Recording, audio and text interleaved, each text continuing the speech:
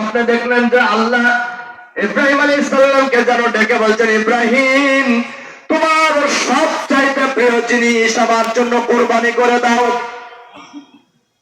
আল্লাহর খলিল ইব্রাহিম আলাইহিস সালাম বুঝতে পারলেন আল্লাহ তাকে কঠিন পরীক্ষায় ফেলে দিলেন। তিনি বুঝতে পেরেছেন জগতের সবচাইতে প্রিয় জিনিস আমার কলিজার টুকরা সন্তান ইসমাইল। সিদ্ধান্ত নিয়ে এলেন ইসমাইলকে কোরবানি করবেন। তিনি চলে আসলেন হাজেরার কাছে, ডেকে বলছেন, আমার স্ত্রী ইসমাইলকে তুমি সুন্দর করে সাজায় দাও, আমি তাকে নিয়ে ঘুরতে যাব। হাজেরা খুশি হয়ে গেলেন। স্বামী দীর্ঘদিন পর এসে আমার কলিজার টুকরা সন্তানকে নিয়ে একটু ঘুরতে যাবে। তিনি সন্তানকে সুন্দর করে সাজিয়ে গুজিয়ে পিতার সাথে বের করে দিলেন। তিনি নিয়ে চলে যাচ্ছেন। যাবার আস্তিরের মধ্যে ছুরি আছে আর দড়ি আছে। তিনি নিয়ে চলে যান মিনা থেকে। মক্কা থেকে 8 কিলোমিটার দক্ষিণে মিনা প্রান্তর। তিনি পুত্র সন্তানকে হাঁটতে শুরু করলেন। ইবলিস হাজেরার কাছে এসে বলছে, হাজেরা তোমার মতো নিষ্ঠুর মা আমি তো আর জগতে দেখি নাই। তুমি কেমন মা, তোমার সন্তানকে হত্যা করার জন্য তোমার স্বামী নিয়ে চলে যায়, আর তুমি কেমন নিষ্ঠুর মা, তোমার সন্তানকে সাজিয়ে তোমার স্বামীর সাথে বের করে দিলে, তুমি এত নিষ্ঠুর কেন? হাজেরা ডেকে বলছেন, না এটা হতেই পারে না, কোন পিতা তার সন্তানকে মেরে ফেলতে পারে না। শয়তান ডাক দিয়ে বলছে, এটা তোমার আল্লাহর হুকুম হয়েছে, তোমার সন্তানকে কতল করা লাগবে।